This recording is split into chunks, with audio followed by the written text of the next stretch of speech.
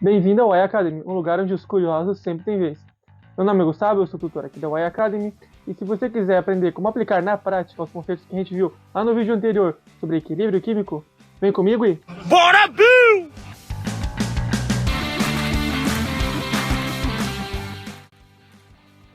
Muito bem, pessoal, a gente vai voltar aqui para o quadro onde a gente parou na aula de ontem, no finalzinho da parte das propriedades que podem interromper e deslocar o nosso equilíbrio químico. Então hoje a gente vai ver na prática como é que funcionariam essas três propriedades que interferem no equilíbrio químico. Eu trouxe aqui algumas questões e a gente vai utilizá-las para poder se basear e ter uma noção de como é que funciona isso daí. Vamos lá para a primeira questão da EFEI de Minas Gerais, Universidade Federal de Itajubá. Vamos lá para a questão. Considere o seguinte equilíbrio químico a 25 graus Celsius, que é o tetróxido de nitrogênio, formando o NO2, com um ΔH de mais 58 kJ. Opa, então aí ó, a gente já tem ΔH, então nesse caso aí, se houver variação de temperatura, a gente já tem uma noção de para onde que irá o nosso equilíbrio. Se o material ele é endotérmico, então o sentido de reação aqui é endotérmico, então o endo está para cá. Então o exo é o sentido oposto. Então continuando a nossa questão, já temos uma observação feita. Enquanto o dióxido de nitrogênio é um gás marrom castanho, uma mistura desses gases em equilíbrio, a cor visível é, portanto, a cor castanha. Mas esta pode clarear ou escurecer conforme o equilíbrio é deslocado.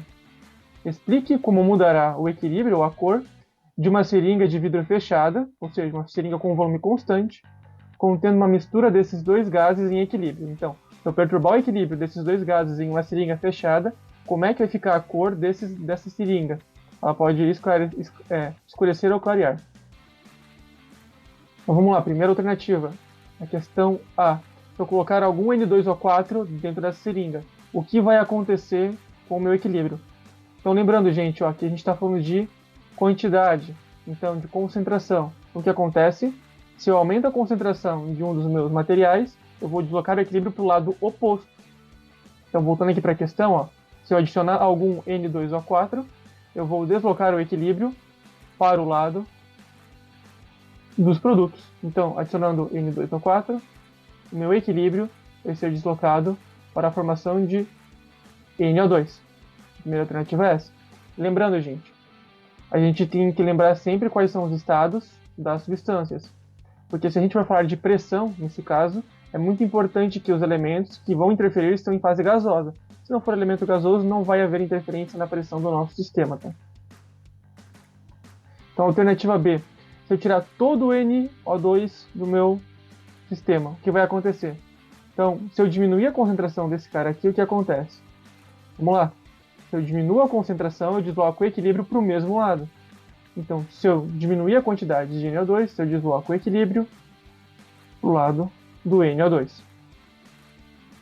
Entendido? Alternativa C. A pressão total é aumentada pela admissão de um gás inerte, nitrogênio, por exemplo. Então, se eu colocar um gás inerte aqui dentro, o que irá acontecer?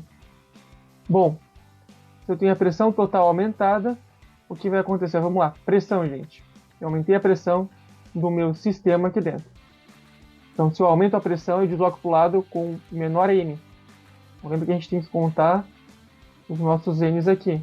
Aumentar a pressão, desloca para o lado com menor N. Diminuir a pressão para o lado com maior N. Então veja bem, por que ele fala ali de colocar um gás inerte nesse caso?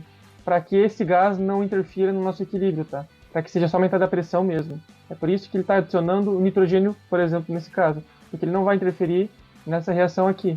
Porque senão um outro gás talvez pudesse participar dessa reação. Como não é o caso, a gente só vai olhar a pressão aumentada. Então se eu aumentar a pressão, desloco o equilíbrio para o lado com menor N. Vamos lá? O lado com menor N, aqui a gente tem 1, aqui a gente tem 2.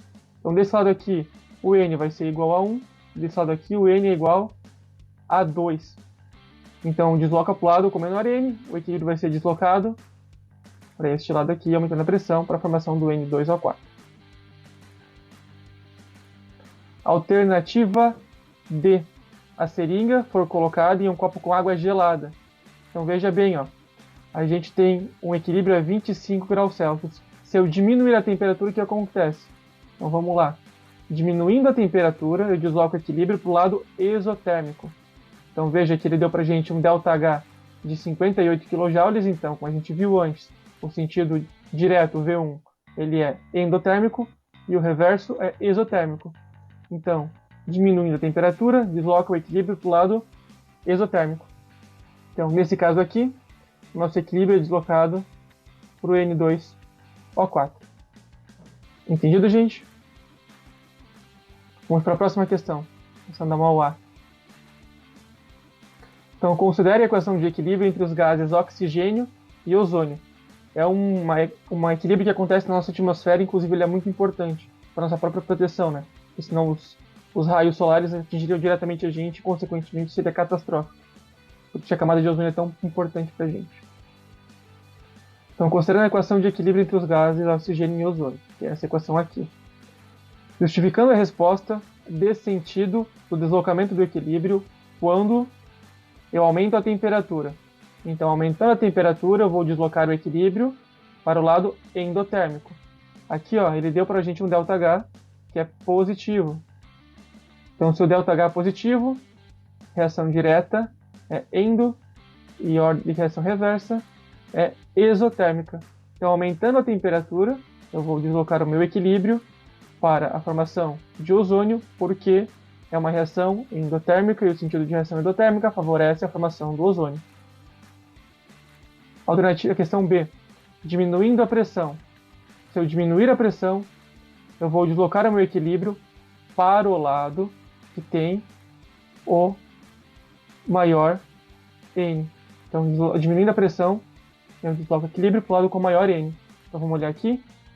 Diminuindo a pressão. Então, do lado de cá, a gente tem o oxigênio, aqui o ozônio.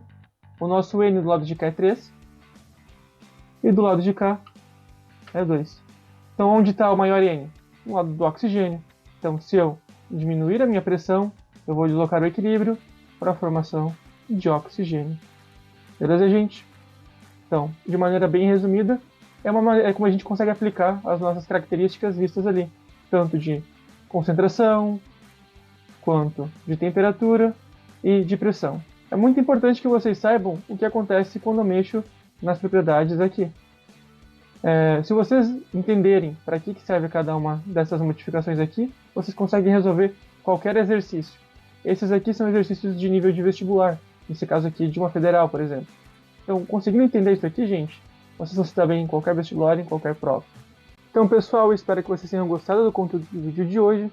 No próximo vídeo a gente vai abordar sobre a questão de constante de equilíbrio, Kc, e constante de pressão, Kp. Então, ativa o sininho aqui para receber a notificação do próximo vídeo. Se inscreve no canal para ajudar a fortalecer, deixa aquela curtida se você gostou do vídeo.